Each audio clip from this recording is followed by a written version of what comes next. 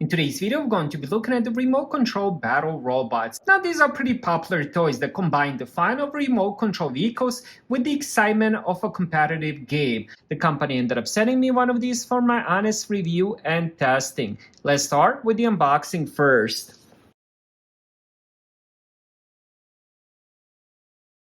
Alright, let's check everything that comes inside the box. We do have the user manual, which goes over the remote controls. And then we also have the battery installation. And here is more info as well. And then, of course, we do get two remotes, blue and red. When it comes to the controls, forward, backward, right, and left. Then we have the on button, and then this will be demo, and this will be weapon on and off. So very simple controls. And let's see what else we have. So we do get two batteries. These are obviously rechargeable batteries. You will need, I believe, two AA batteries for the remotes. And this is used to charge the battery. So all you have to do is just connect this and then plug it into any USB-A wall adapter. Then you also do get the screwdriver as well. Then we also do get some accessories. I believe this could be the armor. So let's check that a little bit closer. Yeah, so we do get the armor.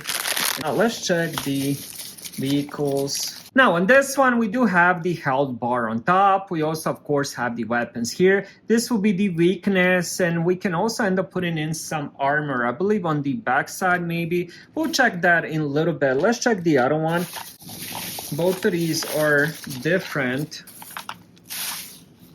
Now this one also does have the health bar here. We have the weakness, really nice grippy tires again.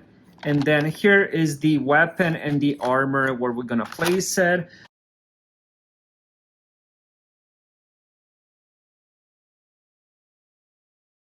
All right, next let's end up installing the batteries. Let's start with the remotes first.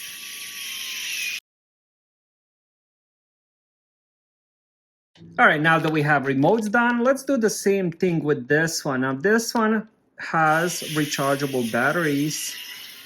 For this, all you have to do is plug this in. All right, so now that you plug this in, kind of push it down. Now let's end up trying this. All right, so it is working.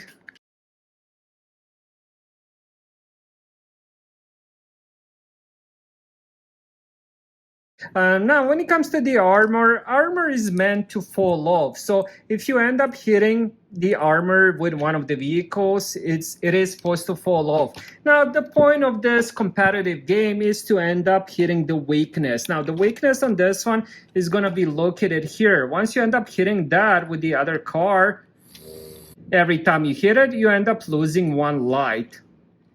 And then when you hit again, the remote control car turns off. So now when that happens, you can't control it anymore. You do have to turn it off and on. Now, same thing with this one. It also has the little weakness on here. So if you end up hitting this, let me just lift this up. So right now it has 2 lives. If you end up hitting it, you lose 1 life.